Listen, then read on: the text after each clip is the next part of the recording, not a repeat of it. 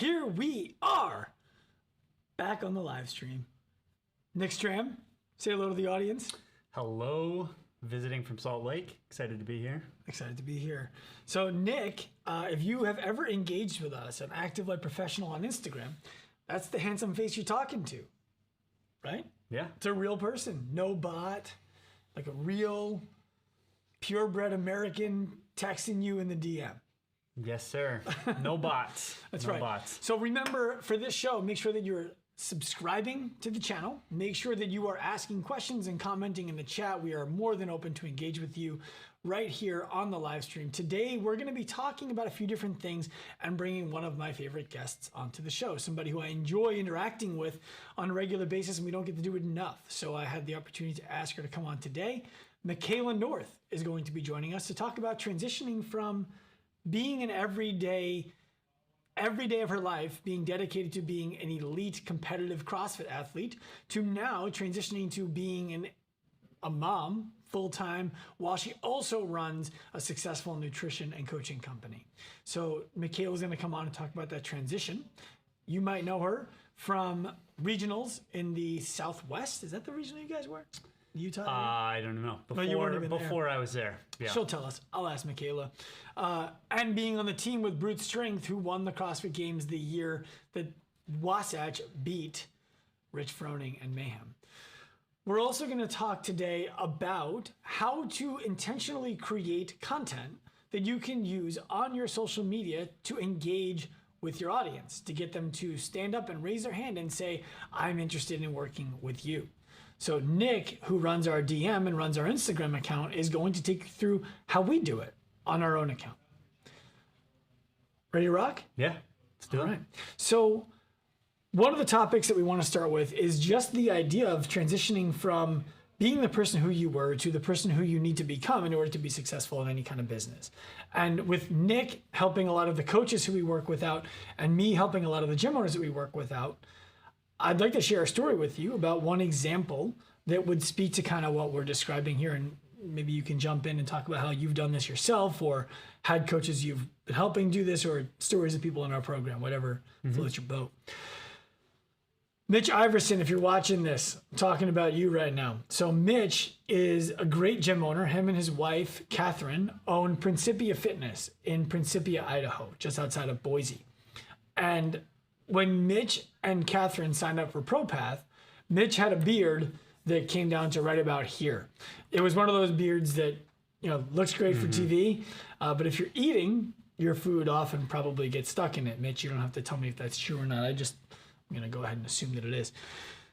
And when Mitch transitioned from being a top CrossFit competitor, a person who identified as the fittest guy in the gym at all times, who maybe couldn't go to the CrossFit Games as an individual, but was fit enough to go on a team if he could put one together, to being a gym owner who could inspire confidence in their members, their coaching staff, and create a business that was meaningful for his locale. It was clear that beard was not inspiring trust and confidence in members and staff and other local businesses to make referrals, and off it went. I know that for a lot of people that might be a controversial topic. Shouldn't you be able to just be yourself? And I think, yeah, as long as you're doing the best version of yourself, which maybe that isn't. Maybe a beard is. Maybe Jared Stevens' beard, for example, very well manicured, very much part of his persona. I think it's hit or miss. What are your thoughts on that? I think that, especially within a CrossFit space, there's a bit of a line between doing it for sport and doing it for health and wellness. And I think it takes a good amount of conscious effort for coaches who have been doing it for sport to realize that, and realize that being at the pinnacle of CrossFit for sport isn't necessarily going to be attractive for your potential client who wants to be there for health, wellness, fitness, and that's not only not attractive to them, but can be a put-off. So realizing the difference between those two How can things, it be a put-off? How could that be a put-off?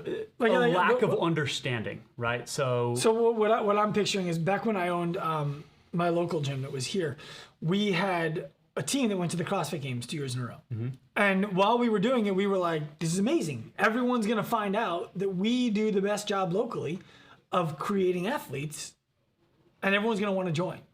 Well, how many people in town want to be that athlete? Interestingly enough, not very many. And I think that that's the problem a lot of gym owners running into is thinking if they build enough of those, more will come. There's not enough people in your town that that's what they want to build a gym from. Well, right. The issue that we actually ran into was there were people in our town who thought that you had to be so fit in order to even join our gym. Intimidating. It's intimidating. And then the people who did join our gym who wanted to be like that, it was like, well, we have the competitive group and the non-competitive group. And if you want to be in the competitive group and come to the competition class, you have to raise your hand and say you want to come to it. And now the problem with that became, well, 60-something people want to come to that class. That's a really packed house. It's kind of cool. I think Everybody wants to think they're the competitor. Yeah. And the issue becomes, well, now we can't have this many people in the class. So now we need to make rules for what you need to be able to do to be able to attend this class. And now it was like the cool club within the cool club at the cool club. Sounds like a good culture. It was a terrible culture. Yeah, It was toxic. bet. It was upside down. But I did get some good, super clear photos of myself looking like a badass that I I thought saw I some was. the other day. I was looking through the Active Life Dropbox. Saw some photos of Dr. Sean looking shredded, six-pack and all. Yeah. You should cue some of those up. I think people would like to see Like, that is this the right same now. guy? There's no Yeah. way. You're really going to be able to cue those up? Yeah, I'll take it. Let's do it. What I want you all to understand is that while I might not look exactly like the photos that Clear is going to pull up, I haven't let myself go completely. Okay? It's 3 kids later, pretty locked into the deliver them? marriage. What'd you say? You didn't deliver them.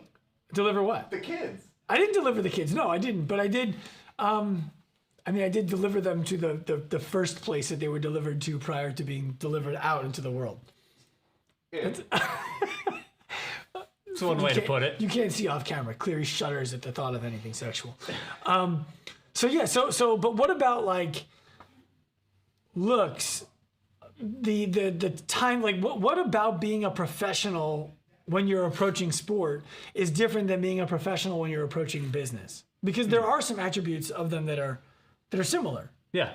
I mean, if I'm a prospect looking for a gym to join and I see your Instagram and it's just videos of you doing 30 muscle ups in a row and snatching 225, I'm probably going to get a completely different message than if I'm seeing photos of you coaching people who look like me and you're not wearing dirty, grungy, I'm training for the games right now.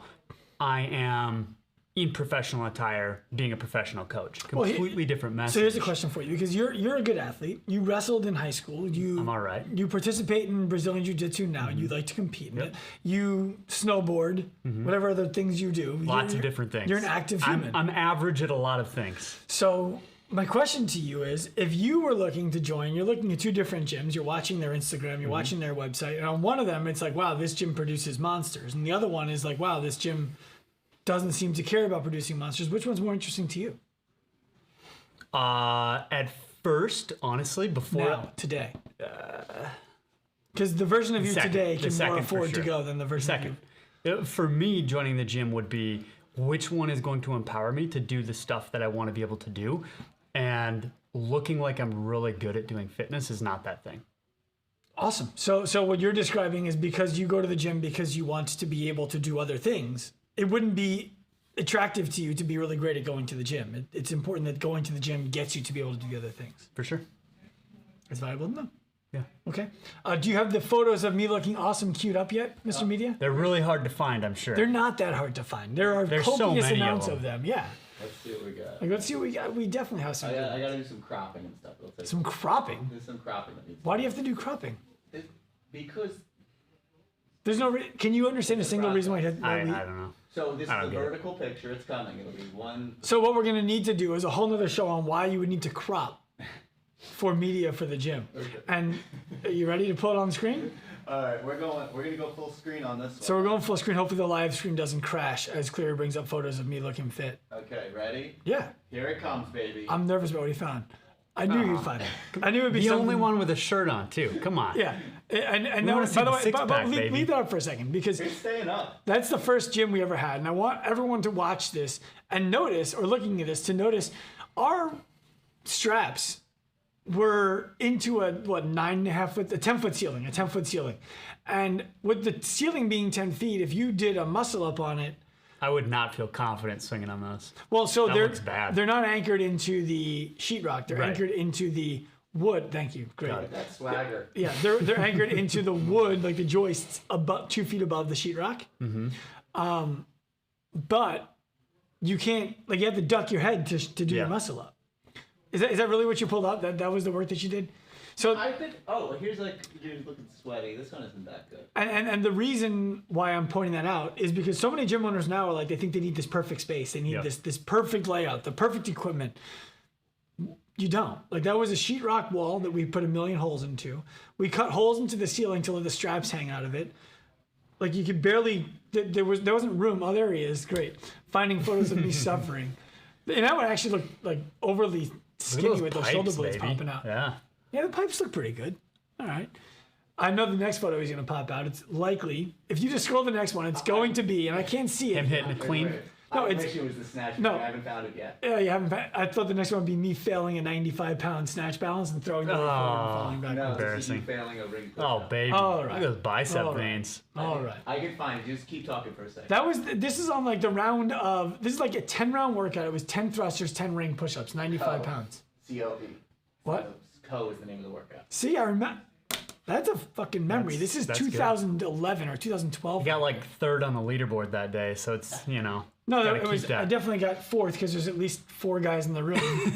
I might have even gone later. But I think the thing worthwhile here is, while I couldn't compete with those other guys in the room, I identified as chasing what they were chasing, Yeah. and it. Oh, great! There's one of the thrusters from that same workout. Whole left wrist wrapped, thumb wrapped, because I was experiencing pain. So if I could wrap my wrist in such a way that it was able to flex forward against the resistance of that enormously heavy barbell, it was valuable to me. So I'm really glad that we went through that little collage of. We could do the whole hour. We don't need to. We don't need to. Bump Michaela. We don't need to do the full hour. Is Michaela there? Can she hear us right now? She can hear you, but she's not on yet. Was she able to see that? Oh, that she saw every single one. Awesome. So let's bring her on and let's talk about if her pursuit athletically was relatable to mine. Hi, Michaela. Hi. So I don't know if there are any. I feel like you were just born more athletic than I looked at my most athletic time in my life. No, I was just thinking, I don't think I have any photos that can compare with that. Yeah, I believe that. I believe that. The first Those photos are of awesome. Michaela like walking around in her hands as a 4-year-old. No. Although I will say, actually, my legs did look about the same at age 4 as they do now. So I believe that. When did you realize that could be a good, that was not a good thing when I was younger. You know, I didn't feel like it was, but I quickly came to realize it was. Yeah, it worked out. It worked out. When did They you? can do- yeah. What were you gonna say? I was just going to say, once I realized what I could do with strong legs, I started to really notice the benefit of having them. Yeah. When did you realize that you were a better athlete than most of your peers? I don't know if that was always the case. I think, honestly, my first moment that I probably realized, like, oh, physically I can do some things I didn't know that I could do, was I think we had like the 50-yard dash at school, in elementary school. You know, they line everyone up for PE class and you all run. And I was probably in first or second grade, and we ran, and I remember, I don't know, I can't even say what place I got, first or second place, but I beat some of the boys. And it was a huge shock to me. And I remember that time thinking, oh, I think I'm fast. and so I don't know, I guess just from there, just like little moments. And then I started to really get involved in athletics, and it was something I really enjoyed doing. So it just kind of went from there. There were some things I was not as good at. I was terrible at basketball, played AAU, I think I got cut from the A team to the B team after the first year. And so not so good on the hand-eye coordination, but anything that involves running or power or speed seemed to be the things that I excelled at. So I just kind of, stuck with those. And I also really enjoyed them. Yeah, don't worry about the eye hand. Nick was a wrestler in high school, which means that when he shoots a We don't need basketball, that. he basically just throws it as hard as he can at the backboard. It's terrible. I don't know why It's that's terrible. I don't know why that's a thing. Accuracy with throwing, it was never something I really excelled at. Well, so you should know, Michaela, that the year that you won the games with the Wasatch Brutes, I was working with Lindy on the Mayhem team and with a few of the athletes on your team. And I was going back and forth between the two camps. And it was like, how are things over here? And Adrian kind of was like, things are great, man. Kicking ass. Things are great. And then I would go over to Rich and Lindy and they'd be like, oh, man, their girls are so good. About you guys. Oh, man, that's so funny. I loved competing against them. Their team was, I really liked Lindy especially. Their team was, they were just so much fun to compete against. I was intimidated, I'm not going to lie, coming into it, but competing alongside them and just seeing, and just joking around in between events and like just seeing their culture and friendship that they had developed on their team was cool to see up close, even Why though were we you were intimidated? competing against them.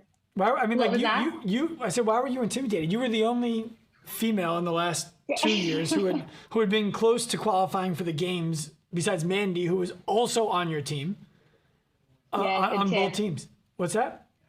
And Tiff, she had gone a couple Right. times to the games. Yeah, so your team was I- pretty well, good.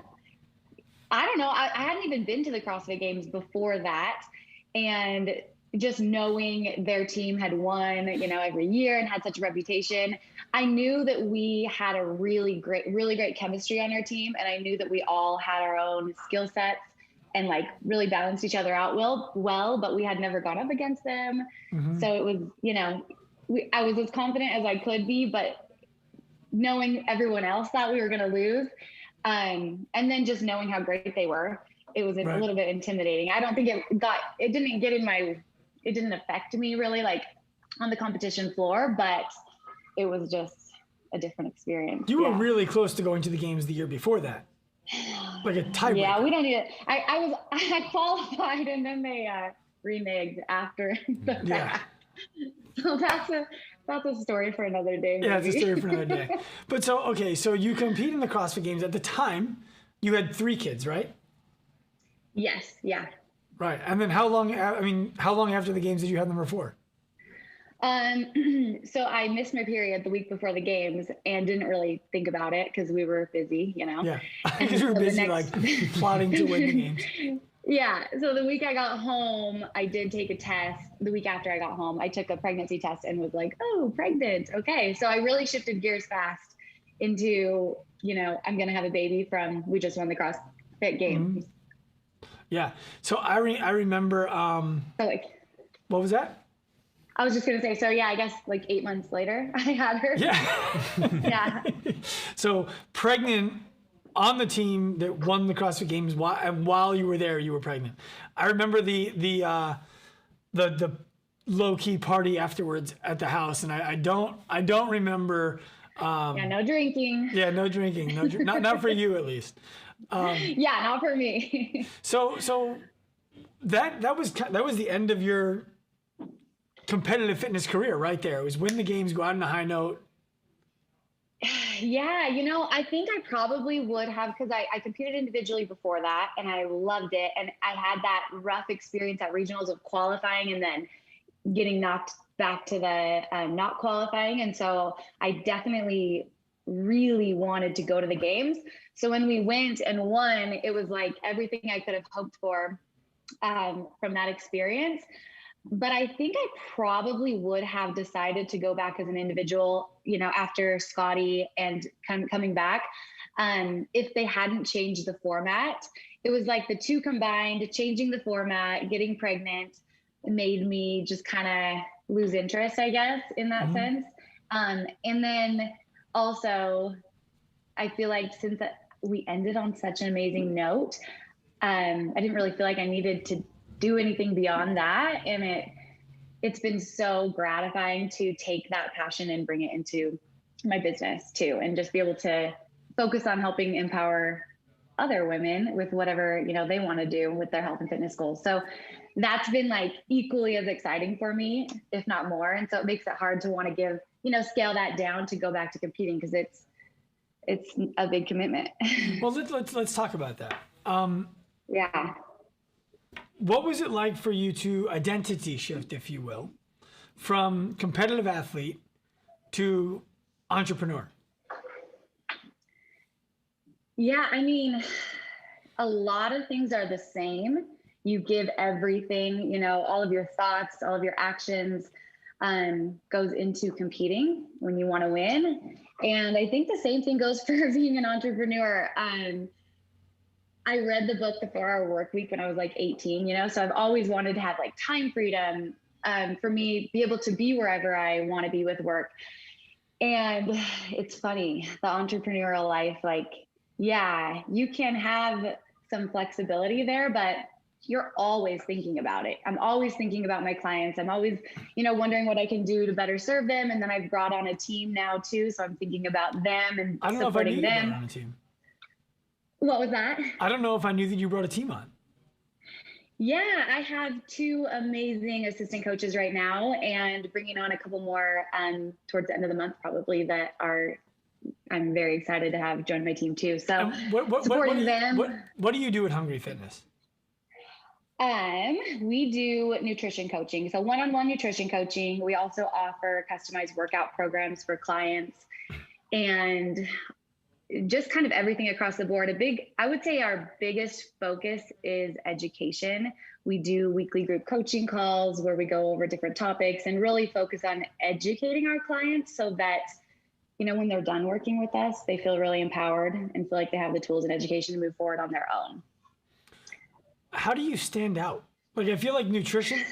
So here's an interesting question for you. I think it's an interesting question because it's coming out of my brain. So of course I think it's interesting. I feel like it's easy for us to stand out at Active Life because what we do, really nobody else is doing. And because nobody else is doing it, it also, the burden is on us to explain what it is, which is the hard part. For you, it feels like everybody who's eaten is a nutrition coach. Yeah. So how do you stand out? Well, for that reason, I would say that's where a lot of our clients come from. I think specifically, like, our approach is really holistic. We work with our clients, we talk about, it's more than just like, here's your macros, go do your thing and you're going to be good. A lot of our clients are coming from nutrition challenges where they were maybe in extreme deficits and their body and their metabolism is not in a great place, or coming off just really high stressful situations in that sense, or just coming to us really confused. They've tried 100 different diets and nothing's worked for them. They aren't really sure what to do. And so, I don't know, as far as us being different, I think there are a lot of great coaches out there, but I think there's always room for more in terms of just educating. And we work with women specifically. So educating women on the fact that they can have a flexible, balanced approach to their health and fitness goals. And they don't need to do any quick fixes or anything extreme, and it can fit within their life. And so helping them build strategies around their own individual needs is definitely a big part of what we do. And then educating them on the why behind that, so they feel really empowered when they are making decisions, that they know why it's important and how it's going to benefit them. That sounds like a differentiator to me. Like the idea that when you work there, it's not going to be eat this, eat that, eat this. It's going to be, let's talk about why we made these choices and how you can make a diverse range of choices for yourself. That's cool. Yeah, there's a million right ways to do it. And I think for me, like, our goal is to provide education and then remind our clients that they're the experts on their body. And so, they're the ones that know what's going to be best for them, and we can let them know what the considerations are and pros and cons kind of each method. And do you find that more competitive athletic women are coming your way, or is it not? Are you not finding that the people No, who look and yeah. act like you did? I would say we have some, like, that's definitely an area that I love. Like, I love helping women with their performance goals. But I would say 90% of the women we work with are lifestyle clients. They want to feel good in their own skin. They want to feel stronger. They want to just feel more confident with their decisions when it comes to their health and fitness. And they're looking for some accountability, community, and support and education in that to do so. How do you create the community? We're going to learn something now because we need to create So all of our clients are in an app and they have access to their coach. So they, they reach out to them daily. Really, we communicate with all of our clients daily. We do a weekly check-in, but we're there daily to give support through the app. And then we also have a group chat within our app for all of our coaches and all of our one-on-one clients. So that's, I would say that's a big piece of the community. There's just, we had a client that just ran her first marathon this weekend. So everyone is cheering her on for that, like different recipe ideas, food swaps. Sometimes we did a meditation challenge last month and read an educational book together. So different things like that. And then we do a weekly group coaching call for all of our clients, just going through, different topics. And so there's a lot of community on that too. I think that's probably a big differentiator from a lot of the online fitness companies that I'm familiar with, in a sense of most of them are either strictly one-to-one or they're strictly, here's the thing, go do it. And it sounds like you're quite a bit of a blend of both, which is what a lot of people really need. That's cool. Yeah, I think at first I was hesitant to add the community side because we are one-on-one coaches, and I know there's I thought that was where the value was for our clients, but I kind of tested it out and started doing the group community part, and then also added on the one-on-one call or the group coaching calls, and I couldn't believe it. And I don't know if, this could be sexist of me to say, but women are amazing at community. Like our first group coaching call, I remember just asking, what wins people had for the week or the month, and just seeing them talk through their wins and supporting each other. Like I got off the first call and I was, the same feeling you would have, I guess, after competing. It just filled me up so much to see them support one another and see the benefit that gave to the women on the call, and then just see that carry forward in the group chat. So it was an easy decision from there on to keep it. That is cool. The next challenge you need to do is a jump on your kitchen island and video challenge. I do think some of my clients did try that and tagged me. I'm sure they did. Anybody bust their shins up on a granite countertop with a sharp edge? One person who was not a client, and now I can't remember what happened, but she did hurt her shin. I shouldn't laugh at somebody else's injury. I'm picturing somebody trying to jump up on so what we're talking about is Michaela had made a post, Morning Chalk Up shared it, or CrossFit affiliates shared it, someone shared it. She jumped up on her countertop while her kids were watching, and they were all like cheering and excited for mom, who just jumped on a 30-inch countertop. And I'm picturing, which is awesome, by the way. Which is very awesome. Cool. Cold, barefoot. Some people were really upset about the counter potentially getting ruined. Who was your husband was upset? No, just people that commented were upset about the counter potentially getting ruined. So other people were upset about your counter getting ruined. Yeah. The internet. Don't worry about it. We use real products here. So yeah, I'm just picturing somebody trying to jump up onto a countertop, banging their shins, and like knocking down the cabinet above, or like have like the pots and pans that hang over the top and just taking them down. That's what I'm picturing. Yeah, I did have some lights, so I had to make sure I jumped in between those, but we were good. Yeah, it's impressive. Like she jumped high enough, but not too high. It's awesome. Yeah, just right in between. So any tips that you have to share with people who are looking to transition their identity, for lack of a better way to describe it, from athlete to business professional before we let you go here? I think, from athlete to business professional, or just from athlete to not an athlete anymore, I think the biggest piece is just coming back to the why, what is important to you? What do you want to get out of your life? Because for me, I think back on, I'll see my my photos. Sean and I will be looking back at our photos together and thinking about our glory days, right? And so every once in a while I'm like, man, I want to compete again. That was so much fun because it was amazing. And it was just a great chapter of my life. But then I realized, okay, what do I want out of my life right now? Right now, I want to be able to go mountain biking with friends. I want to be able to coach clients and support my team in building our business and being able to reach as many women as possible and support them in their growth. I want to have energy available to my family and my kids and not be just exhausted from my training sessions. And so I think about what it takes to do what I did as an athlete and what that would look like with what I'm trying to do now. And it just, for me, it doesn't work. It's not worth it. I have to choose. And so then I think from there comes like deciding not to compare myself athletically to where I was before, because my purpose is different now. And that's going to mean my body changes, my performance changes, all those things change because they have to. And that's great. And that's a positive thing. And I'm growing in other ways. Yeah. And that's what I say about my body. Once I stopped competing in the gym, it was exactly. like, look, we'll work to keep a six pack, but that's about it. The rest is just fluff. And also no guarantees. I might have seasons where it goes away. Oh, do you want me to cut this in? Is this a good time for that? Oh, great. What is that, like 115 there?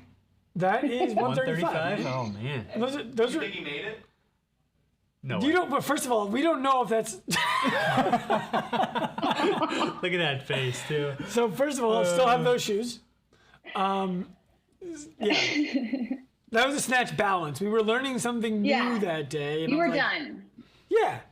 I hit it, and then I was like, check me out. And then you were done. Yeah. Yeah. So one thing that I think a lot of the gym owners and coaches that at least I talk to every day are in the position of is they're not competitive at the level that you were, but they're kind of like halfway in with the business and halfway in with this competitive fitness thing. And I think it's this idea, hoping that the more they can represent their business and brand as competitive, the more their business will grow, which I don't think really ever happens, but I'd love to hear what your thoughts are on that. Yeah, most of the women that I talk to that come to me they want to work with our team because we are relatable. Like, not because I was a competitive CrossFit athlete and I won the CrossFit Games. And a lot of them heard me maybe on a podcast, or a friend that worked with us referred them to me because they had a really great experience. And so they want to work with someone that's going to support them. So I think realizing too, and that's hard because it feels like you need to be performing at a high level to show people like, hey, I can teach you how to do this. I can show you, I can help empower you in reaching your goals, whatever they are. But I think that the biggest piece is really like, what makes you a good coach? Focus on that. And how can you serve your community? And that's what's going to bring more clients to you. And people are going to see that, and they're going to recognize that good coaching because it's easy to spot. And they're going to tell their friends, and, more people are going to come in from that, not because they saw you on Instagram doing some cool muscle up routine or competing at, a local competition. Is why I stopped. I was like, look, I don't want to intimidate people. That was it? I want them to feel. I want them to feel like they can. Yeah. Get it. 135 snatch really turned some snatch people balance. off. It was a snatch balance. It was 25 and 210s. Okay. Yeah. Michaela, thank you. It was that was 135 in 2012. Yeah. Like if you carry the currency forward, like weights inflate. That's like 205 now. Yes, exactly. That's like 205 in 2021 weight. Yep. Yeah, I agree. Michaela, you get me. I appreciate that. Yeah. All right, Michaela, where they can find you looking down at the screen. Your Instagram handle is tagged there. Yeah. All right, Awesome. Michaela, thank you for joining us on the live today. I hope you enjoyed yourself.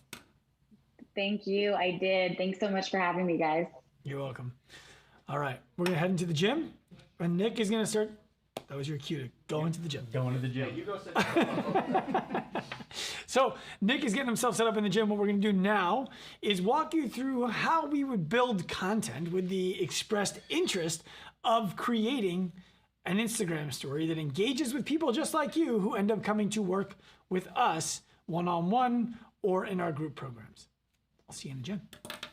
Over there. Do I need this headset thing in? Earpiece? Does anyone want to go in front of the camera? That would help.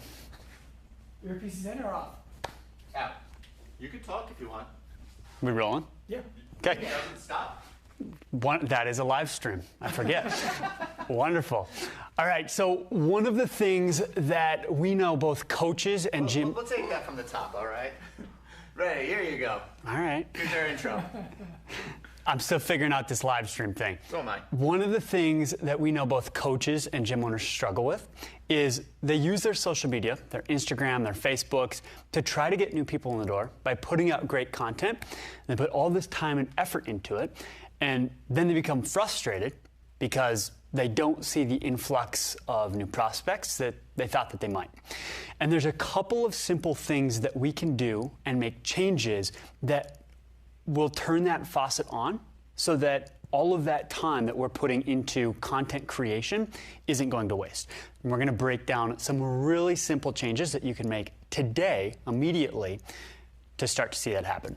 So the first thing, which I think a lot of coaches and gym owners already have going well, is creating great content.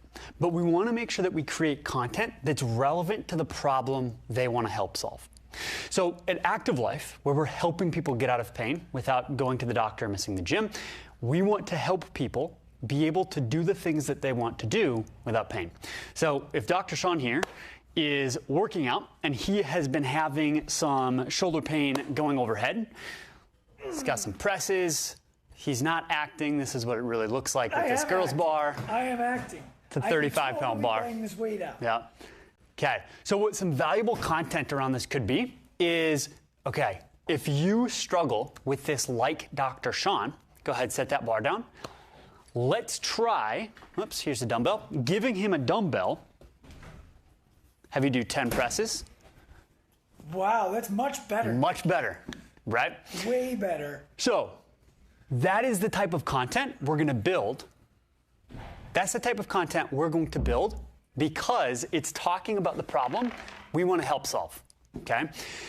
The key thing many people miss is offering a way for them to engage. So if Sean is looking at my feed and he knows he's been going to class and he's been having pain and issues going overhead, and he goes and he does some presses with a dumbbell, he's like, great, awesome. But we want to offer a way for him to digitally raise his hand and say, help me more, okay?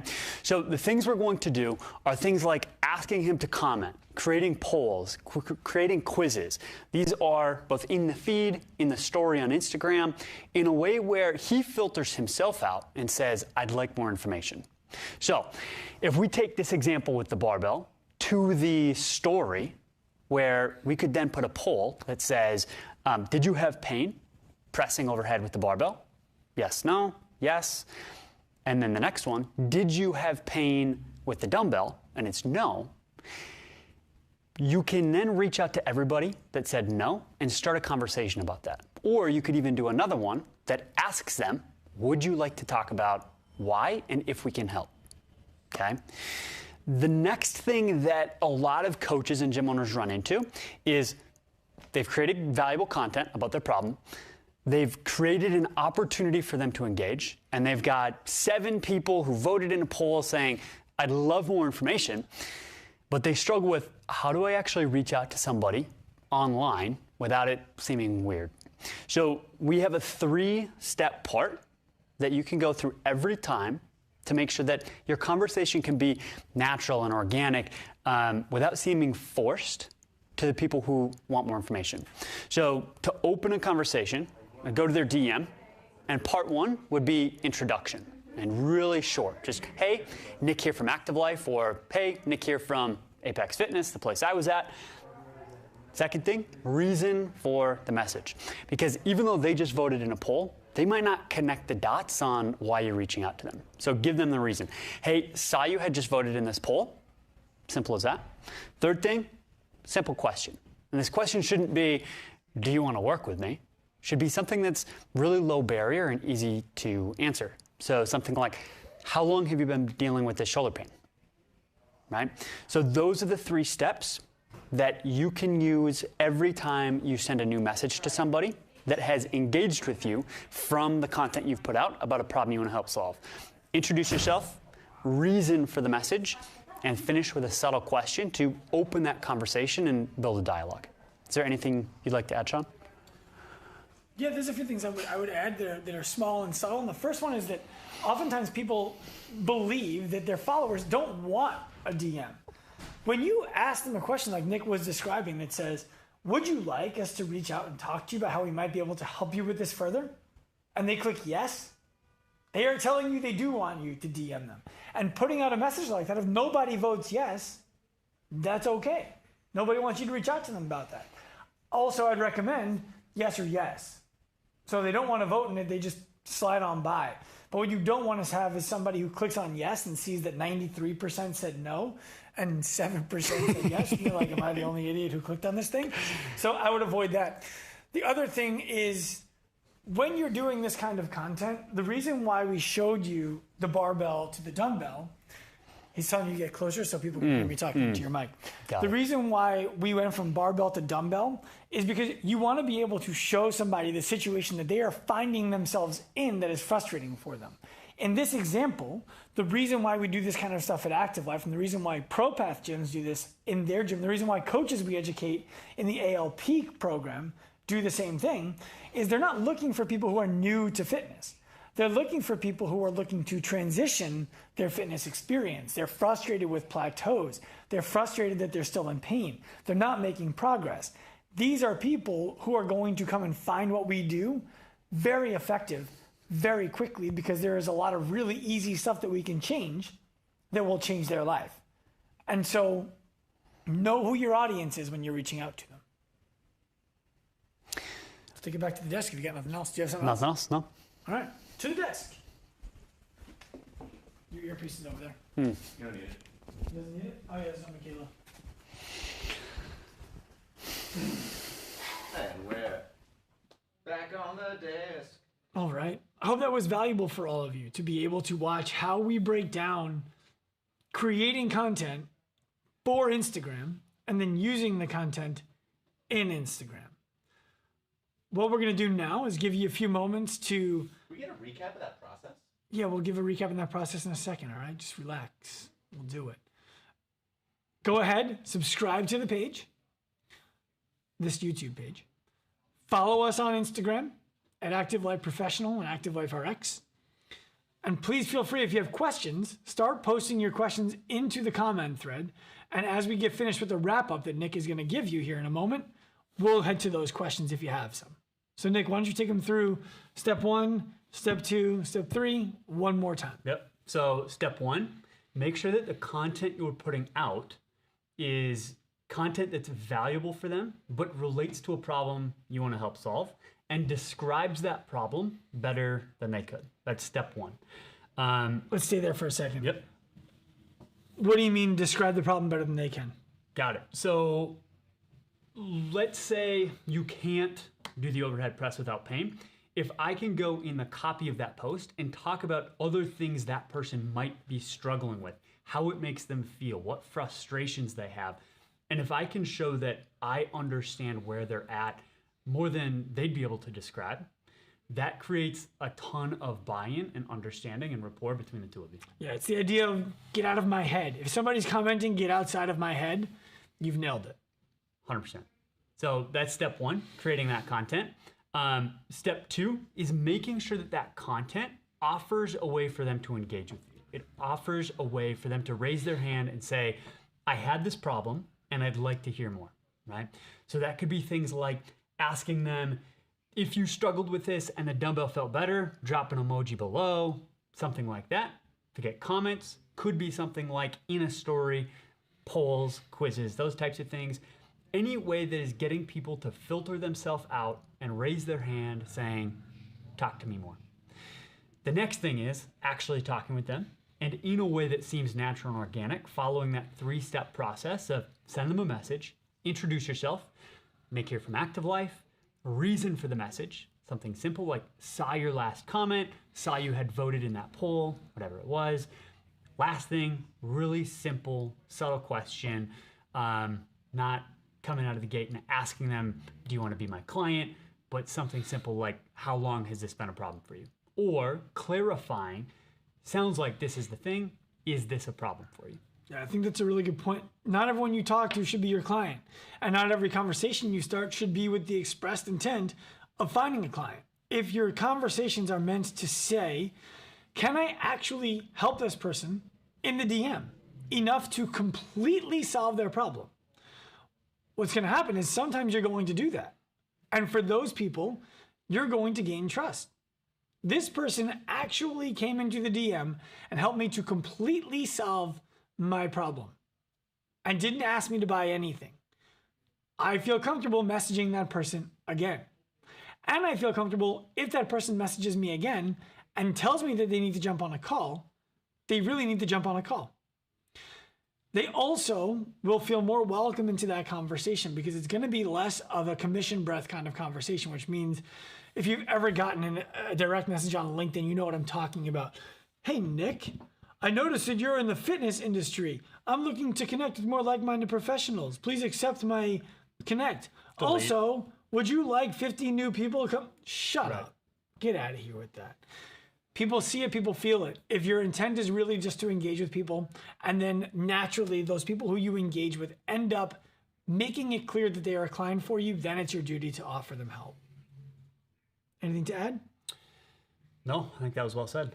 All right. I have a question for you to riff on. Sean has a question for us to riff on. What is it? So there's some drama out in the CrossFit space that some fitness programming companies direct messages. Direct message yeah. every quarterfinal qualifying athlete with the same block message. Hot takes. And just set up that topic because they might not hurt me. All right, so I have no idea what we're talking if you about. didn't, I'll explain it. If you didn't hear Sean off camera, we'll get your hot take on it. What Sean was asking about is recently there was a little bit of controversy on the interwebs about when Alert! Yeah, when athletes qualified for the semifinal phase. It was for athletes who finished the quarterfinal in position to compete in the semifinal phase. These companies sent a DM to every single one of those athletes in a variety of different ways. So what he's asking me is, what are my thoughts on it? And so I want you to think of it this way. Imagine that one of our clients, a one-on-one client, did something that one of our one-on-one clients qualifies for semifinals for CrossFit. And now all of a sudden, somebody who would be considered our competitor reaches out and says, hey, congratulations on qualifying for quarterfinals. Is that a problem? And if that's not a problem, what would they need to say that would make it a problem? And what I saw was two different approaches when I was looking at what was going on there. One of them was from a company that just said, hey, great job in quarterfinals. Congratulations on qualifying for semis. That was it. Effectively, to me, what that company is doing is building awareness that they exist to these athletes and opening the door basically to say, if you want to walk inside, feel free to walk inside. I don't see any problem with that at all. It would be like on Halloween, you open the main door and you have the glass door that people can see, oh, this person's probably home. I'm going to come knock and trick or treat. I don't see a problem with that at all. There was another company that was telling the athlete, hey, congratulations on qualifying for semifinals. Yada, yada, yada, yada, yada. Would love to have you on our platform for free using our program if you'd be interested in it. To me, whether it's unethical or not, I'm unsure. I'm curious on your take. Definitely fucking desperate, though. Yeah. Very desperate. Yeah, I mean, that's not the company I'd probably want to be associated with if I were that athlete, you know, one that comes across that desperate. I I don't know where I see the first one. I don't see as unethical at all. You know, the second one, I don't know if I'd call that unethical or not. Probably just not best practice. Yeah, I don't sure. think Not something I would recommend based off what we talked about today. Yeah, I don't think it's unethical either. And here's as I'm listening to you talk, here's why I'm kind of coming to that conclusion. I don't believe that a company or a gym can steal a client from you. I don't believe, like, think about this. If you go to a gym right now and a gym down the block says, hey, you should come here, we're better, and we'll even let you come here for free. Where you're going would have to be less valuable to you than the membership in order to say, yeah, I'll go to this other place for free. So I don't think that one place steals a client so much as another place loses one. And if you're the side of the business that's losing the client, you don't need to look at who else made it clear to that client that they existed in the world and blame them for your loss. Look in the mirror and identify that your clients left because you weren't providing them more value than they were paying for. And they thought that something free would be more valuable than what they're paying you for. 100%. Yeah. That's the reality there. But I do believe that there's a line. I think that where I saw one DM that went out and said, hey, we just want to congratulate you. That opens the door and it does everything all by itself and it leaves the conversation right there. The other company directly saying, we would love to have you come work with us on our platform for free. It's kind of like, I don't know, it just feels cheap. Well, and one thing that I want to point out is the difference between what's going on there and what we talked about today being really inbound versus outbound. Yeah. What we talked about with DMing somebody today would be they raised their hand and wanted your help or engaged with you first versus what's going on here. So two completely different things. All right. Subscribe to the channel. Tell your friends to come watch next week. What time are we at next week? 2 o'clock. 2 p.m. Eastern time next week. Our handsome guy from Utah will be gone. Moving gone. He's moving here. Oh, you're moving here. That's good News to me. That's good. That's news to Yeah, me. he's moving. So Probably you, Long Beach, California, you actually. didn't get out of here. You don't need to be. Nobody wants to live in California right now. Even the people who That's are in true. California who are offended by the fact that I said that, you're offended because you know it's true. Join us at 2 p.m. Eastern time next week. Comment below, subscribe to the channel, follow us on Instagram, and remember, turn pro.